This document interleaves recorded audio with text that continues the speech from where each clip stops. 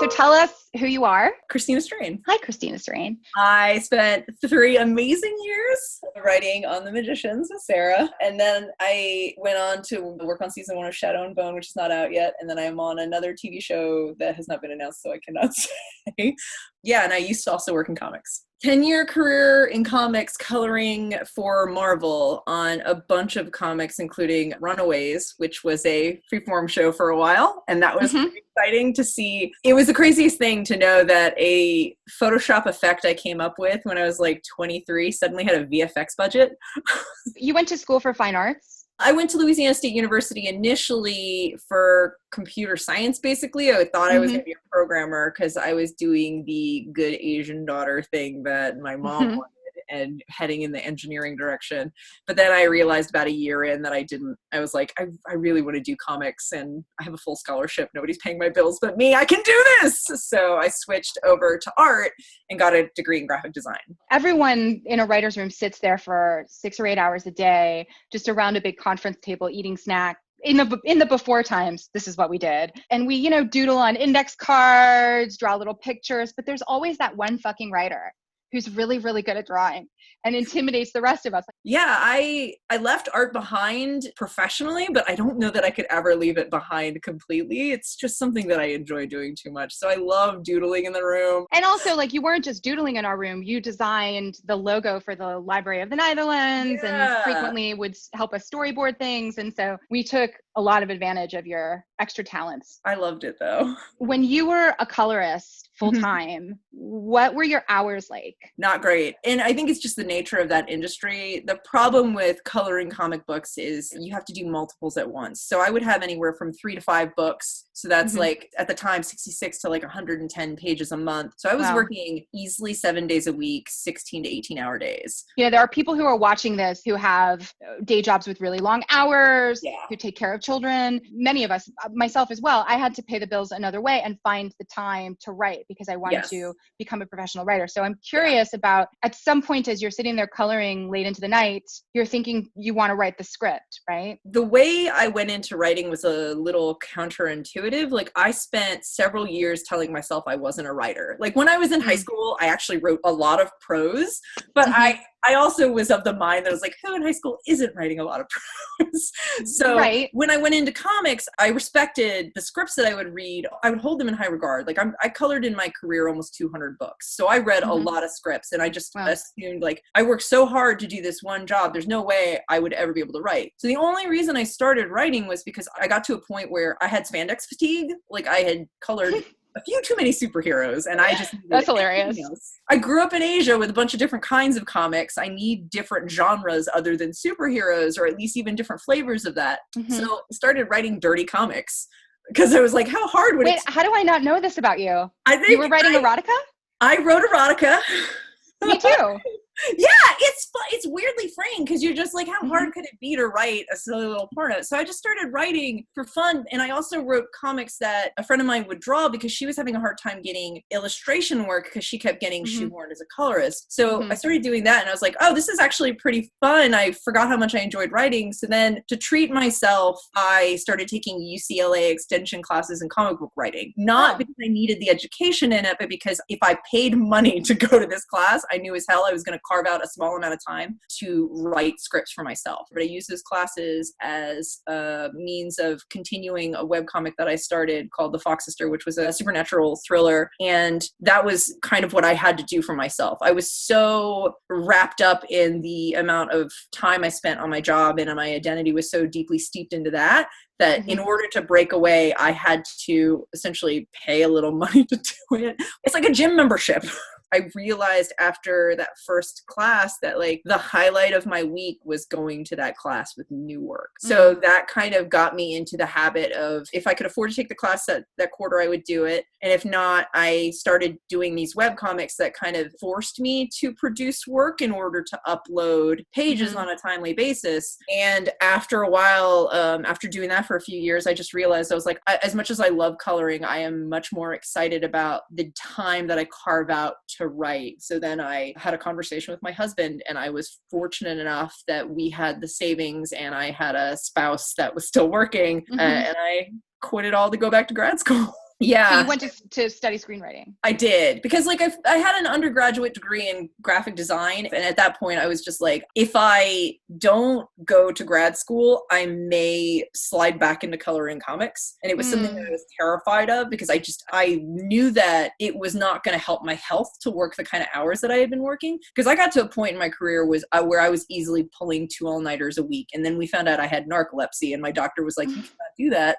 And I was like, well, when I get pages the night before for a book that's due 7 hours later, I don't have a choice. I took a lot of big leaps of faith, and then I just put my head down and worked my butt off. People ask me a lot, should I go to school for writing? Should I take a course? Yeah. And then they separately will ask me, should I get a writing partner? Should I join a writing group? And I feel like these things can sometimes be one and the same. The level of involvement between when you started, which was UCLA Extension, classes that you can take 1 or 2 days a week or for a shorter amount of time or even online, versus a more full-time experience. But starting from a place of saying, I want to hold myself accountable. It's not that I know nothing about this. I have some you had been reading scripts and thinking about them for years, but the idea that you've basically forced yourself to take the next step by enrolling in something with structure that fit into your life. And my thoughts on grad school are very, very simple. It is a question of knowing yourself. I went to AFI because I specifically knew that going to school was going to work for me. It was something that I felt like I needed for myself. I chose that school specifically because it was a school where we made films all the time, and I didn't understand what the industry I was trying to transfer into was like. I knew everything about comics to the point that I could print them myself. I knew nothing about TV and film. And then I also just like understood that the amount of pressure that I was putting myself under in terms of like taking my savings, my retirement, and putting it into school was going to help motivate me to go forward. That being said, it's not for everybody. I don't think everybody should go to grad school. In fact, if you feel like you can't afford it, like I went because I put my savings into it. Had I taken on some of the debt that some of my classmates had, I don't know that I would have done it. It's very important that you understand what you're getting into when you make a commitment like that. And a lot of that stems from understanding what works for you and what doesn't. And I think it goes to your partner thing, where it's like, not only do you think that you and this person can like have a marriage, it's also like, are you the kind of person who wants to be in that sort of marriage? Or are you the kind of person who would rather be out writing on your own and occasionally co-writing with somebody? Because those are 2 different things too. And it bears mentioning that this comic that you were working on back as you were starting to transition, Fox Sisters, you later turned into a pilot script. And that's what I read. That's how I met you. I tried adapting it twice. The first time when I was actually at UCLA Extension and TV was still something that I was figuring out, I was like, I spent all this time doing features. And then I tried writing a TV pilot and writing some specs, and I was like, TV's so different. But then also it was something that it took me a while to crack. Even that was its own sort of journey, understanding that, like initially thinking that I might be a feature person and then realizing, no, I'm a TV person 1,000%. Yeah, although you have since also ventured onto the feature side as well. It's crazy. So you just keep doing shit. You're going to inspire everyone who watches this and is like, I don't know, Sera seems like she does a lot of shit. It's like, have you met Christina Strain?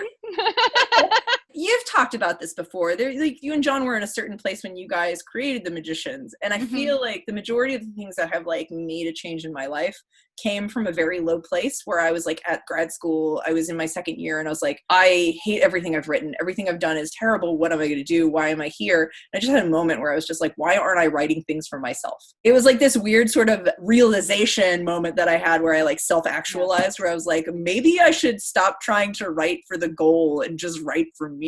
Because if I like it and I trust that I have good taste in television, which I definitely do, like it won't be bad. Was Magicians the first show you stopped on? Yeah. I forgot that. Yeah. You guys changed my life. I'm interested in like the times when you're tired and it would be just as easy not to write. And if there's something that you tell yourself, because we're recording this during a global pandemic, people who are fortunate enough to have homes that they can be at home in are trying to motivate to sit down and write, or they are essential workers. And so what they're feeling right now is a very intense version of the sense of having a lot of responsibilities and a certain amount of risk in your life and then trying to make room. I feel like writing's hard in general. Like I always compare compare it to running, where I'm like, I don't actually like running. I like how I feel after running, where, you know, afterwards I feel so not only accomplished, but I'm just like, that one moment was great. I feel not just lucky to write, but I feel like it's one of the few escapes I have right now. The hardest thing is to get in that zone with everything that's going on around us right now. Like, I have always been a bit of a ferret where anything glitters over here and I'm just like taken out and I'm like, what is that? So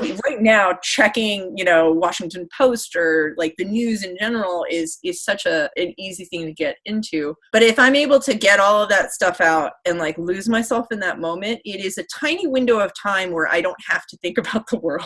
And I really crave that right now more than anything. It's just hard getting there. But once I'm in it, it's great. And this is specific to me, but I think a lot of writers are like this. I'm also a creature driven by deadlines and terror. So like knowing a deadline is looming definitely like helps like put blinders on me, where I'm just like, I just got to get this thing done. So like the thing that I usually tell people who are trying to break into writing is, it's like, listen, I know contests are a long shot and they're very hard, but the biggest thing that they're going to do for you is provide a hard deadline that you cannot miss. And if you can commit to trying to hit that thing, you'll come out with a script. I got that advice, and that ended up launching my actual career. I mean, it could have gone either way, but I was told, enter all the reputable contests you can find because it will make you generate more inventory. And also, if you even make the semifinals, you have something to say besides read my script, won't you please? Instead, you can at least be like, read my script that's a quarterfinalist. My writing partner and I ended up being finalists in Project Greenlight. And that was plenty to open a couple of doors from curious people who were like, so did you really pitch to Ben Affleck? Like, what was that?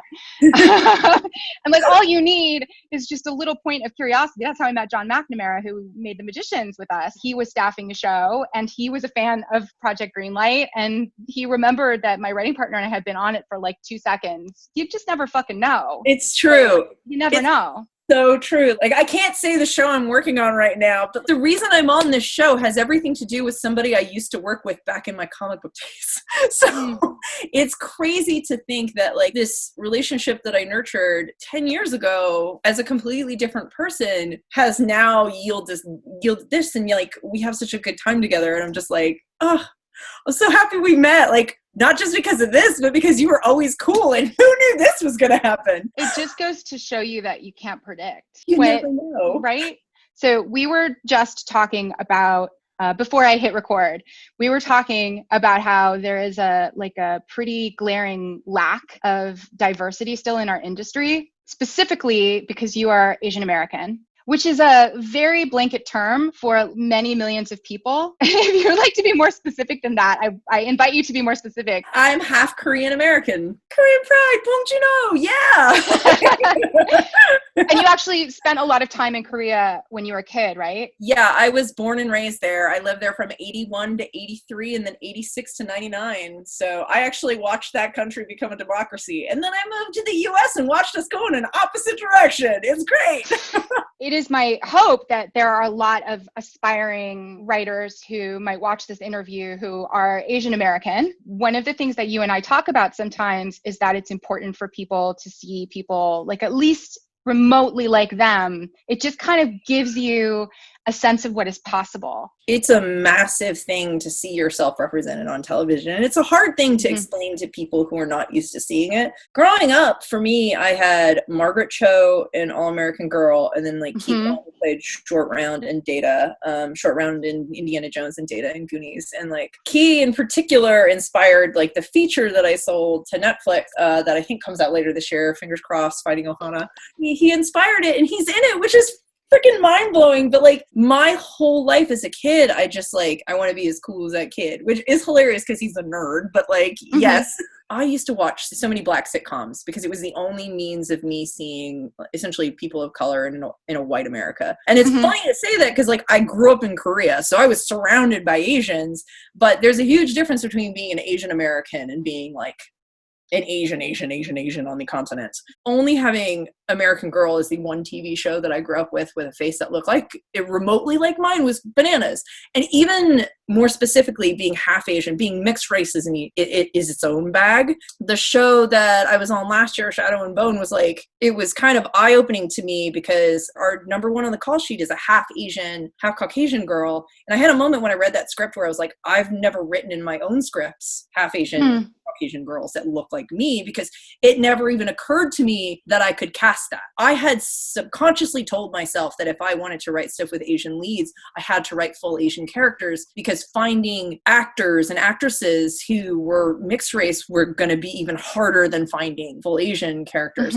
It was kind of an epiphany moment to have that, to think to myself in my, late 30s, holy shit, I've never written myself into a script because I never see myself as number one on the call sheet, I mean, that conversation is real that you're talking about. I've been inside of that conversation with executives so many times in my career where it is understood that everyone wants to bring, diversity, to use a very blanket term, to every story. But there's also a lot of talk about the pool, like how big is the pool for this character? And you want to keep your pool big, as big as it can be. And it's a self-fulfilling prophecy when you basically are looking for anyone outside of this very, very narrow type. There have been many times when I've been like, I'd like to see actors like this. And the casting director will be like, well, Sarah, most of them have already quit the business by the time they're the age you've written because there haven't been enough roles for them. The thing that immediately pops to mind from what you're saying is the importance of, as just like a minimum best practice, for us all to start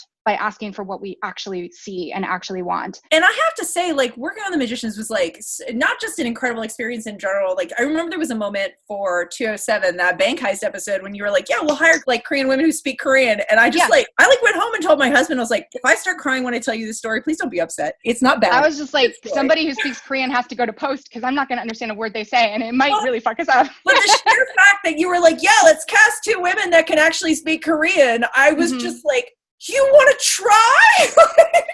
When you're creating a show, and you'll experience this because you're in development and you'll be a showrunner in no time. And each of us who doesn't want to be a total fucking asshole contends with this, where it's like, we want our writers' rooms to have people from all different places, walks of life, different ethnicities, different races. And like, you weren't hired because you're part Asian. Like, that's not why you got the job. It was important to us to have people in the room that aren't white.